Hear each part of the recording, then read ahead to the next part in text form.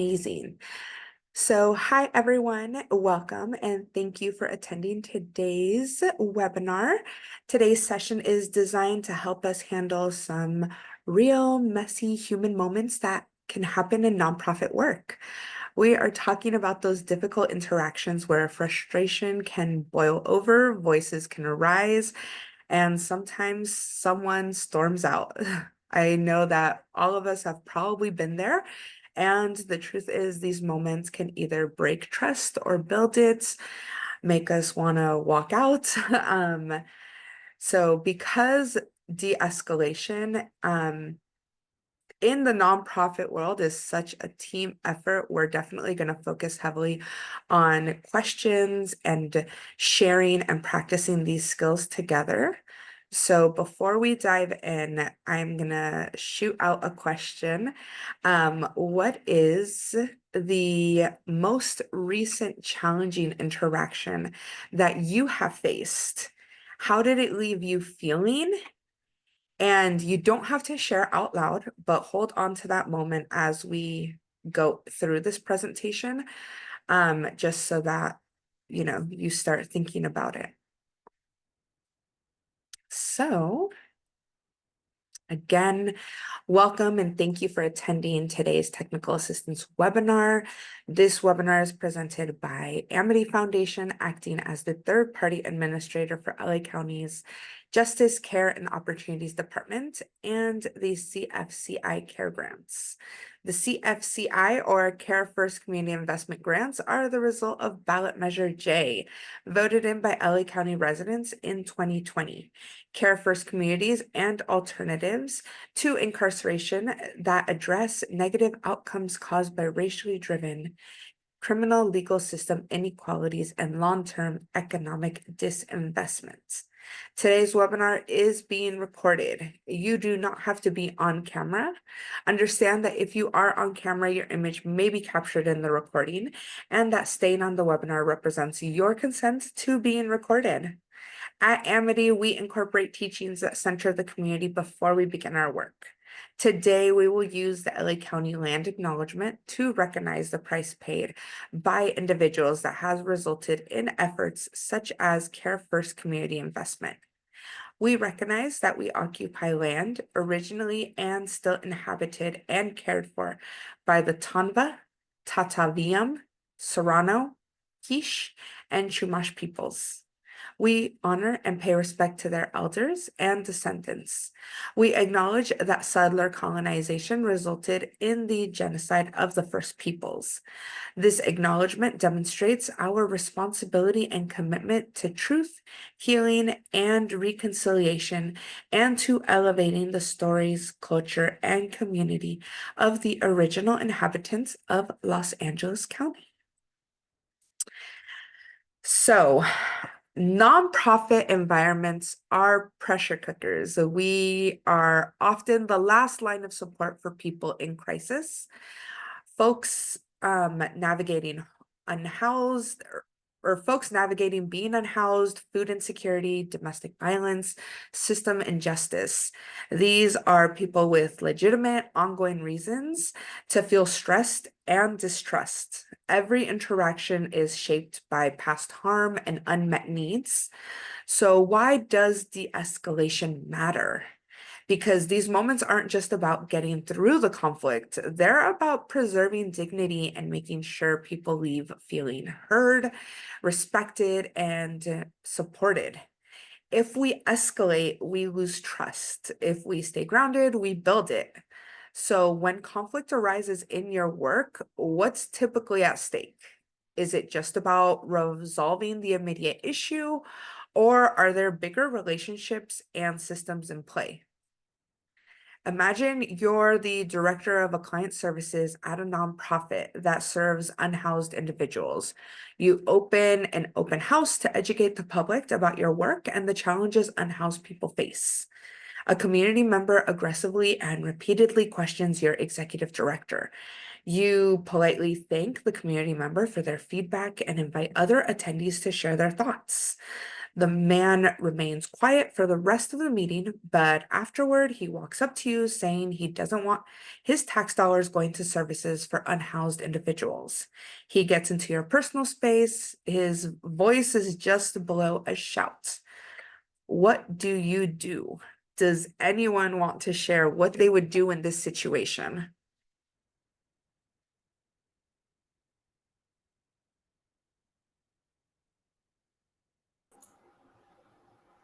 I So would say, I would say, okay, thank you, sir, and I would be cautiously backing away as I say it. But I was like, thank you, sir, I understand, and just get out of there, get out of there quick. Thank you, Daryl. I enter Anyone? this. Yeah, I encounter a lot with our guests. Usually, I just let them vent, let it all out, and explain to them why are you shouting, and just tell me your side of the story, and we can go from there. Christopher. Regina, you have your hand raised? Yes. What I would do, I would acknowledge the individual and also let him know that I hear him and what he's saying is well received. And where can we move from here in the conversation? So it's important to acknowledge the individual as well as allowing the individual to know that I'm here to assist and how can we move from this place where we are in conversation. Thank you so much, you guys, for sharing. So as you all stated, listening, that listening is really important in acknowledging. So I love that you guys really stated those two things. Conflict de-escalation skills can really help any nonprofit team evaluate challenging situations like this one in the moment and make an informed decision on how to respond. We often face many challenges that hold the potential for conflicts, from workplace tensions to confrontations with members of the public or people who receive services. Conflict de-escalation skills are more necessary than ever in a stressed environment. So escalation isn't usually instant, it definitely builds. Our goal is to intervene early, ideally at the anxiety or defensive stage, before things hit the risk or crisis stages. So what does anxiety look like? It often can be subtle. A lot of foot tapping, pacing, sighing, scanning the room. People might ask repeated questions or seem unusually agitated. Defensive behaviors definitely come next, that raising of the voice, challenging you, refusing requests. And if we don't step in, we risk moving into actual crisis behavior. So something to think about is, how good is your team at spotting those early signals? In your day-to-day, do you think you can catch anxiety signs in time to shift the course of the interaction? And does your team? So let's be honest, nonprofits are often delivering services in broken systems. People may show up to us already in crisis because they've been bounced around between agencies, denied resources, or re-traumatized by individuals. We inherit all of that frustration. And unless we're conscious of it, we might accidentally amplify it. It's also about power, even when we try to flatten, the situation. At the end of the day, we're an organization who has resources, meaning we have some sort of power. We have the support, we have the resource. And the individual coming for help, often they can feel that. And when someone feels powerless or unseen, escalation becomes a way to reclaim some control. So another thing that I want us to think about is, what are some systemic frustrations that clients face in our work? And how can our team address not just the surface anger, but the deeper wounds behind it? So it's really important to understand conflicts. Conflict to de-escalation seeks to diffuse heated confrontations between or before they escalate into violence. If successful, de-escalation can eliminate or lessen the need for law enforcement to intervene in a situation, and a nonprofit that works to end all forms of harassment. Over a third of workers report dealing with conflict often, very often or all the time. Conflict or disagreement can arise among members of your team, not just with, staff and clients or staff in the public, but it often can come between members of your team and, their coworkers. So within teams, conflicts often arise in three different areas. Often in the task conflict. So people might disagree about work assignments, workplace policies, or how your nonprofit allocates resources. Relationship conflict. Team members could have disagreements rooted in personality differences or preferred work styles. Values conflicts. So people might disagree on ethics, social norms, the workplace, or any other little thing having to deal with the organization.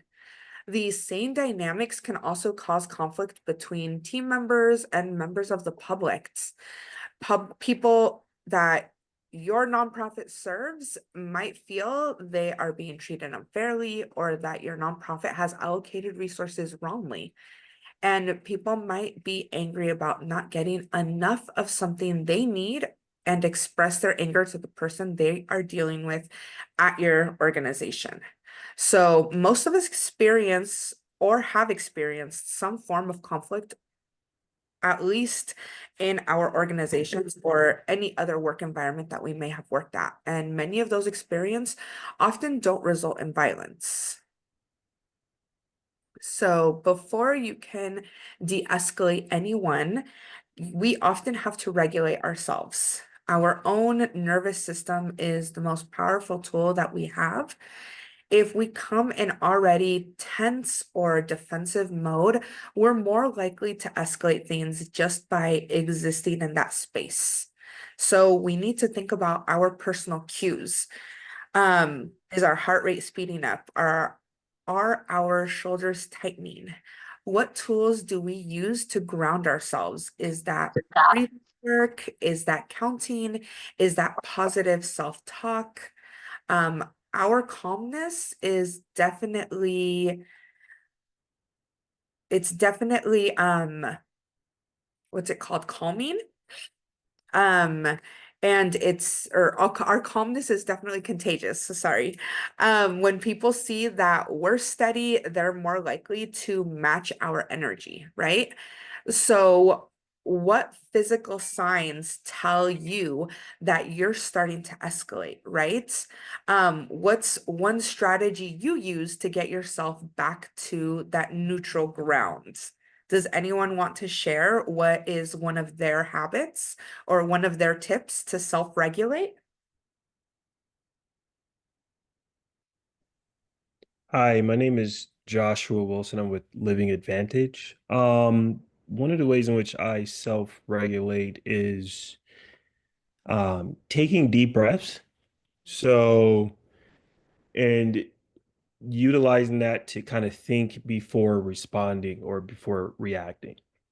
And so, yeah, so I would say breathing.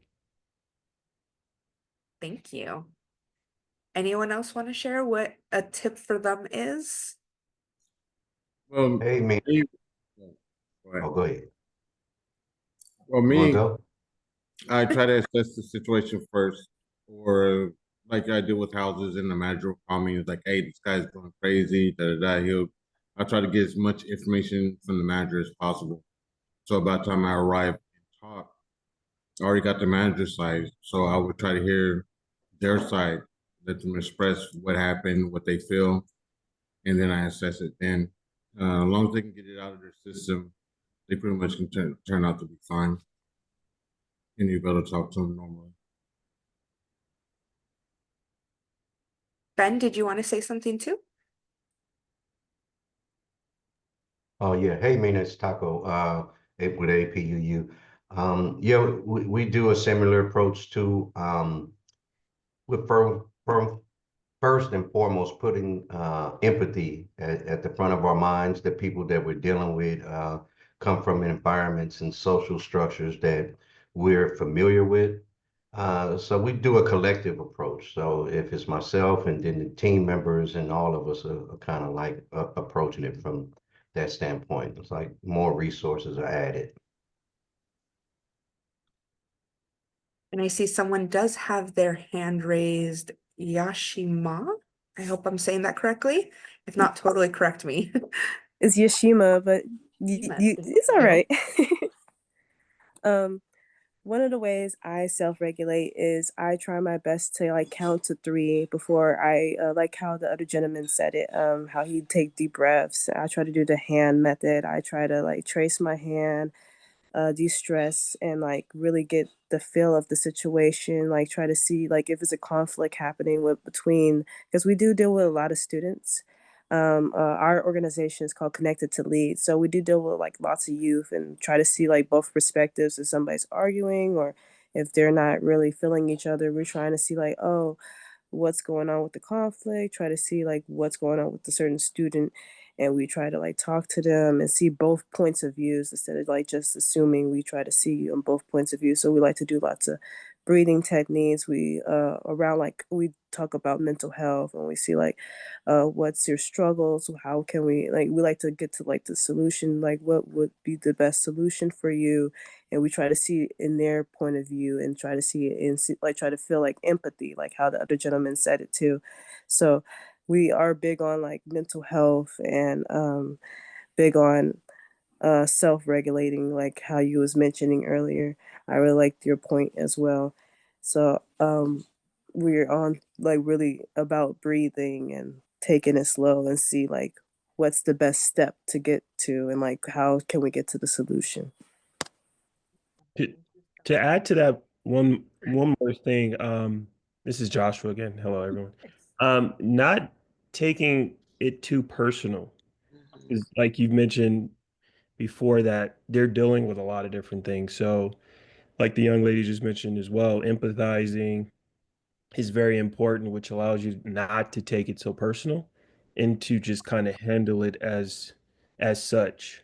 And with the breathing and not taking it personal, I think that's a good way to self-regulate.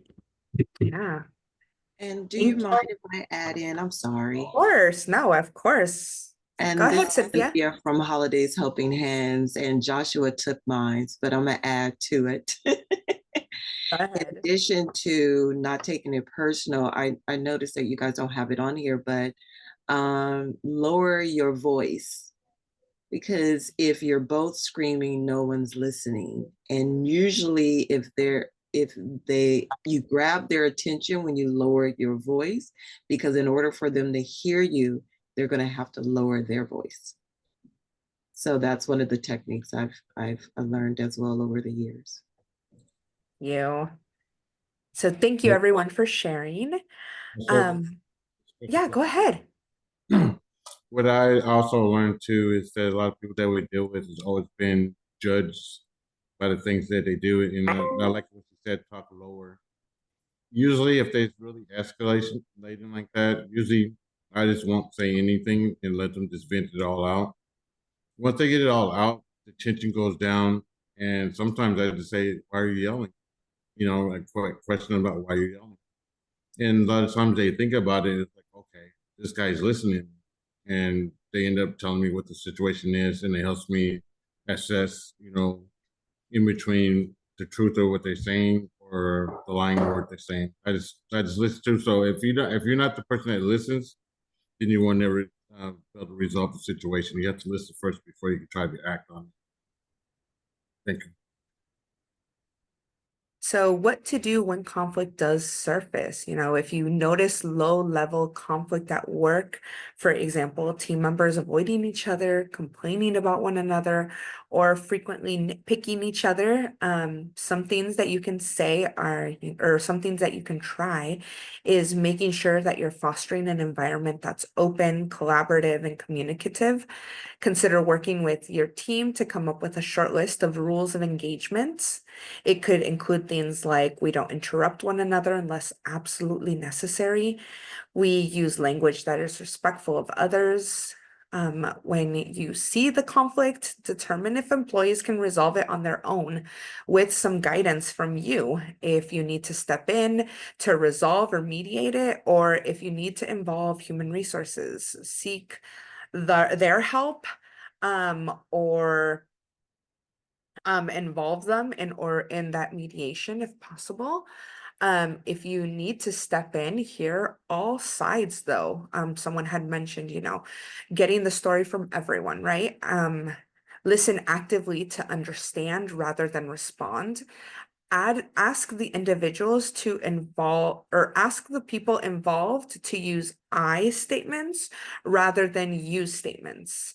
Invite them to check their assumptions. What are they assuming and how do they know that it's true? Explore best and worst case scenarios. What do they see as the best possible outcome and the worst one? And where might room exist for some type of compromise? Agree on next steps. Ask each party to make a verbal commitment to act. For instance, I agree to keep you informed by inviting you to all meetings on this project. And then, of course, document the conflicts. Always document. Write a summary of the conflict, what caused it, the solution you agreed on, and the plan to implement it. And this will definitely give you a record of what happened if the conflict later escalates or arises again. So in high tension moments, words can either soothe or inflame. Reflective listening, it sounds like you're really frustrated. And validation, I can absolutely understand why this is upsetting.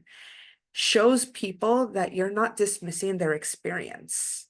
Open-ended questions help shift people from emotion into problem solving and offering choices. Even tiny ones like, would you like to sit or stand, can restore a sense of control. So think about what's one phrase that you've used that de-escalates or that has de-escalated people. People notice our bodies before our words, and an open posture signals safety. A neutral face says, I'm here to listen, and how we arrange the physical space matters. Standing between someone and the door, for example, can feel threatening, even if we mean no harm. And then taking a mental scan. How does your typical workplace help or hurt your ability to use nonverbal de-escalation? Are there physical barriers? Is there enough space to step back if needed? Something to think about is, are there any tweaks that could make your space safer for tense conversations? And then sometimes, despite all of our best efforts, de-escalation doesn't work. And that's okay. Your safety and the safety of others always comes first. If someone becomes physically threatening or you sense the situation tipping into danger, it's time to follow your organization's safety procedures. I firmly believe all organizations should have a risk management manual so that your team knows what to do in those situations, and then train your staff on what the procedures are. But here's the part we often miss: the reflection afterward. What happened? Were there earlier cues? Could we have shifted the dynamic before it escalated? Incident reports shouldn't just be paperwork, they should be learning tools. Debriefs are where teams definitely grow stronger. And something else to reflect on or think about is think back on an incident where something did escalate at your organization. What did your team learn from it? What might you do differently next time? So we are going to put everything we've talked about into practice in a breakout room. So we have 3 scenarios: angry client denied service, volunteer conflict, or overwhelmed staff member. Your group can choose one and work through it together. So again, angry client denied service, volunteer conflict, overwhelmed staff member. What signs of escalation do you notice? How would you respond verbally and non-verbally? What strategies would you use? And afterward, we'll come back as a group and we'll have individuals share insights so we can all learn and hear from one another. And then definitely before you start, if you already have a strategy that you use all the time, you swear by it in tough moments, share that with your group as a starting point. So I am going to. How much time, Mina? We'll do 10 minutes. Okay. I'm gonna stop sharing and I'm gonna do breakout rooms and we will do and alrighty. Join your rooms.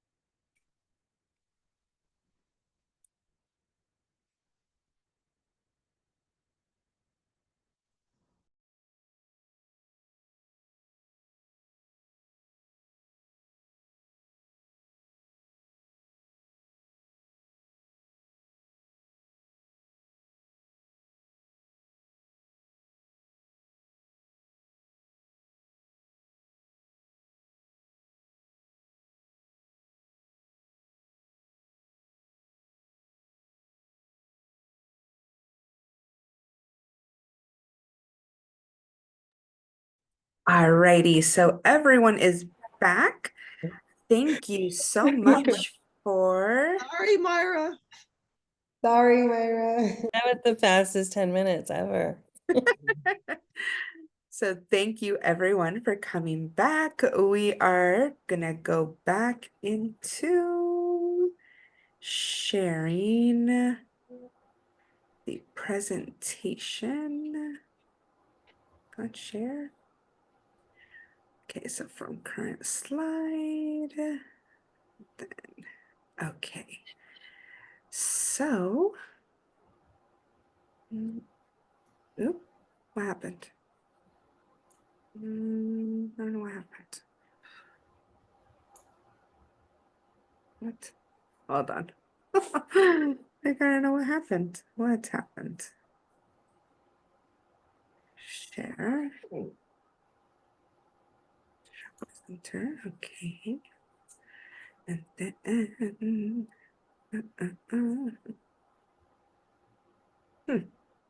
Is it? All right. So thank you everyone for coming back. All right. So I hope that you guys had fun in those breakout rooms. If anyone wants to share, what strategies did you land on? What worked? Were there moments where you got stuck? Anything? Yeah, can I share first? Yeah, anyone can share. Okay, cool. This is Billy with the Watts Community Development Corporation. I was on I was in a breakout with Ken, and we had a really good experience there. And what we found out was that the mindset, de-escalation, most people may have displaced aggression, or they may have mental illness, and then we figured that you treat these people with kid gloves. So a lot of people in California, we have a large population of people with homeless, large population of people suffering from mental illness, drug use, and we also have people that may not understand us. They're maybe undocumented. Like in Watts, we have 40% our population, 40% undocumented. Excuse me. And so a lot of times they may have a lot of reasons to be upset, to tell you the truth, a lot of reasons to be mad, a lot of reasons to be angry. And so it's just up to us to understand that you have to treat these people with kid gloves. You have to de-escalate, don't take it personal, and fight fire with water. Okay, that's what I got out of it. Thank you, Billy. Rebecca, you have your hand raised. Yeah, our group focused on the one about like overwhelmed coworker.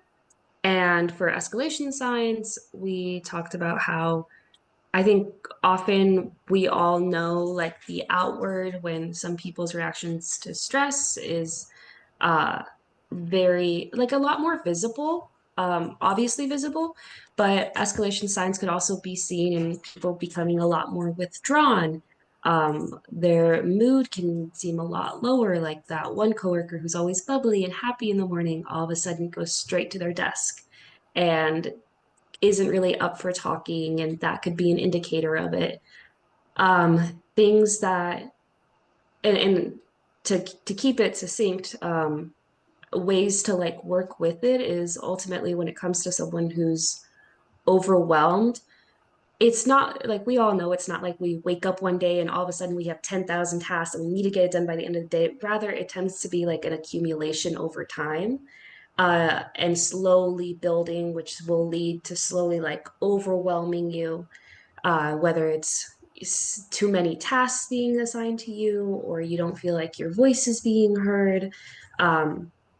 And communication kind of breaks down. So finding ways to open that back up, whether that means we need to analyze what tasks are being given, if you need to have a conversation with your supervisor, or even just a conversation with your coworkers about workload, and analyzing what is going on in your personal life and how that might be affecting you here. Just ultimately opening up that communication again and setting boundaries.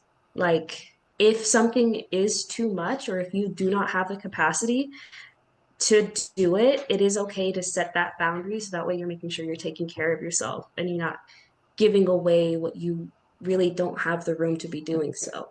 The boundary part was like a really good point brought up by one of the group members that I wanted to make sure included. So yeah, just that was ours. Thank you. Thank you. So definitely in nonprofits, we often work with people carrying deep trauma, which can make certain interactions feel bigger than the moment. A simple policy denial, um, might re-trigger someone's past experience of rejection or abuse, and understanding this helps us stay grounded. Compassion doesn't mean bending every rule, but it does mean approaching people with curiosity instead of judgment. What's happening for this person right now instead of what's wrong with them? So when a conflict escalates, how do we know when we need to intervene in a conflict immediately? We need to observe the situation from a safe distance. We should gauge the level of conflict, whether you have the emotional resources or any needed support to respond, and whether your intervention could increase the risk of harm. If the person's behavior or the situation is escalating and you believe violence may occur, leave the situation, go to a safe location, seek help.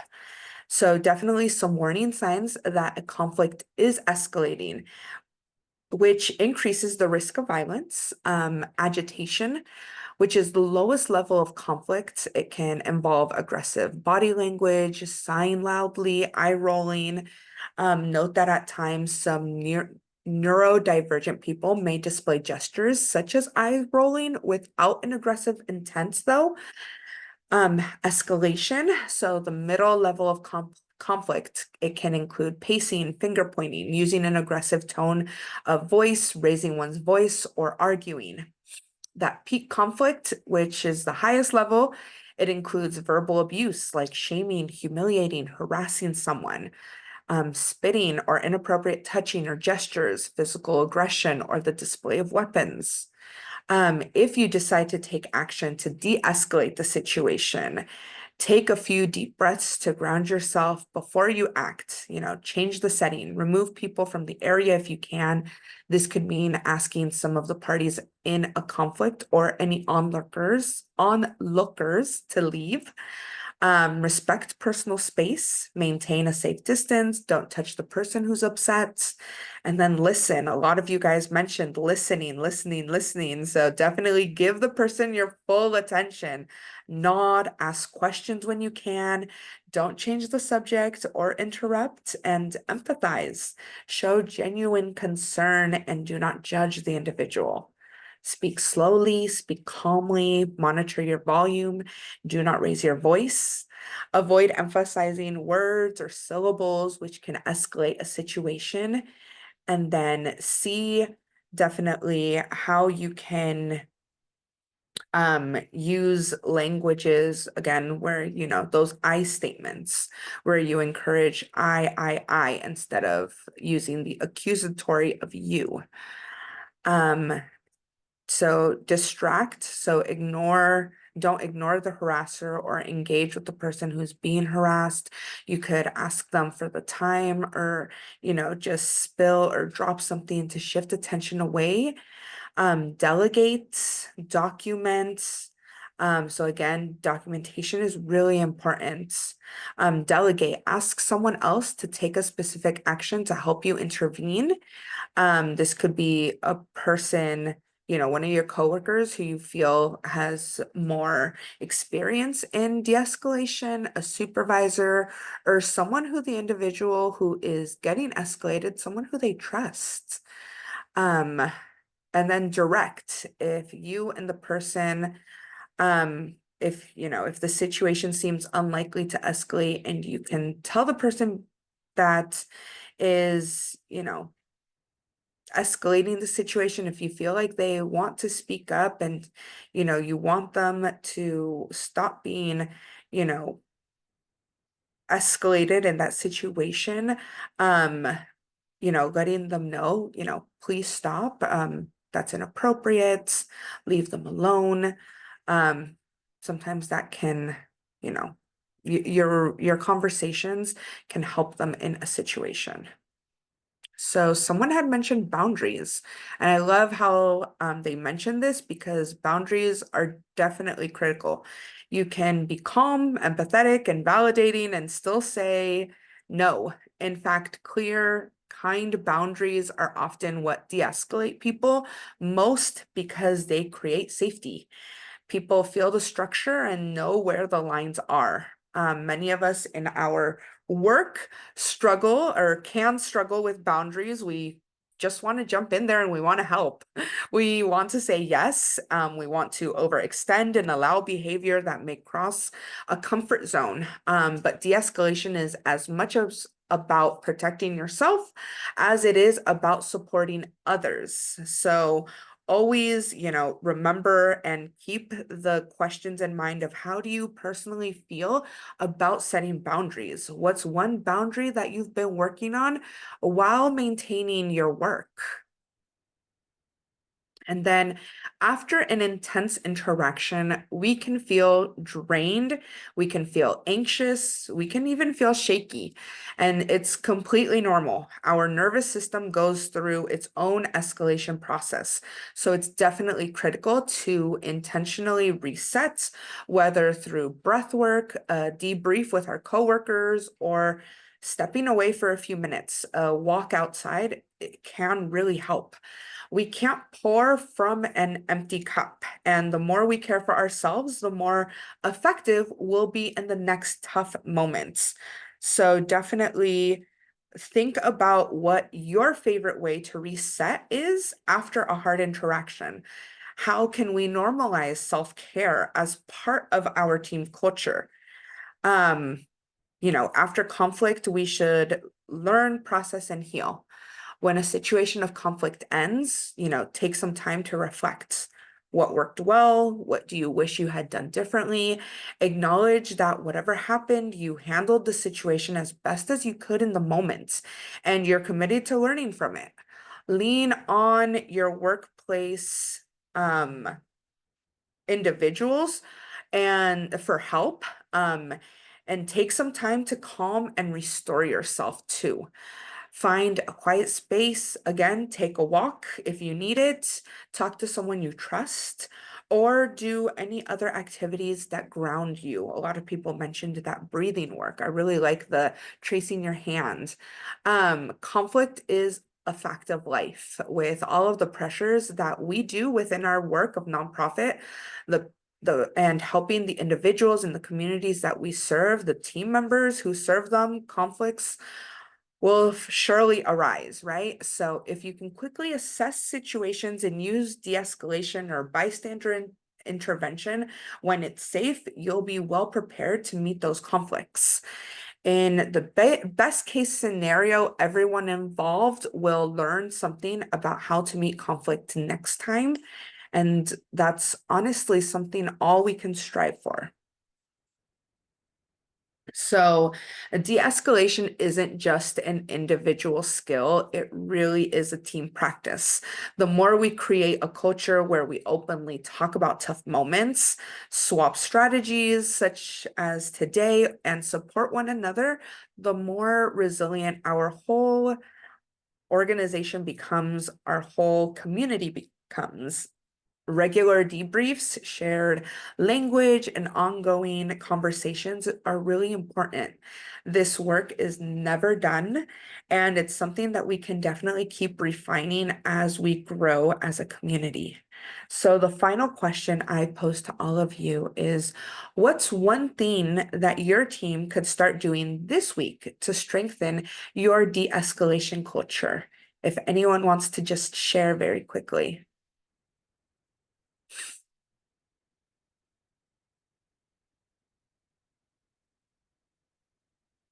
I think we can run through a scenario like how we did today. Sit down with the team. We do check-ins, weekly check-ins, and just kind of see, what works or what's been working, and actually do a scenario and practice some of these suggestions that you gave us.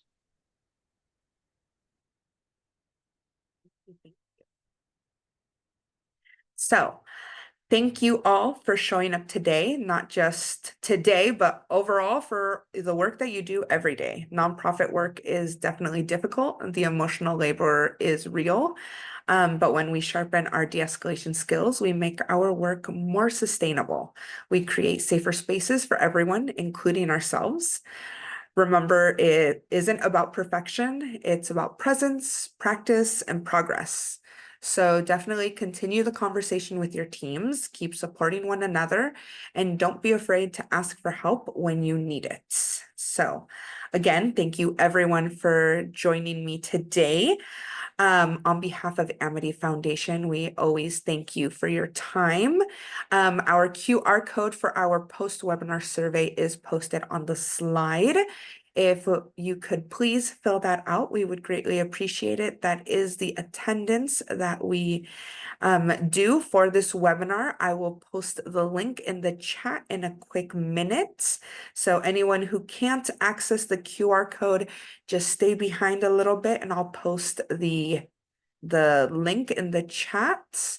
I'll give it a couple more minutes.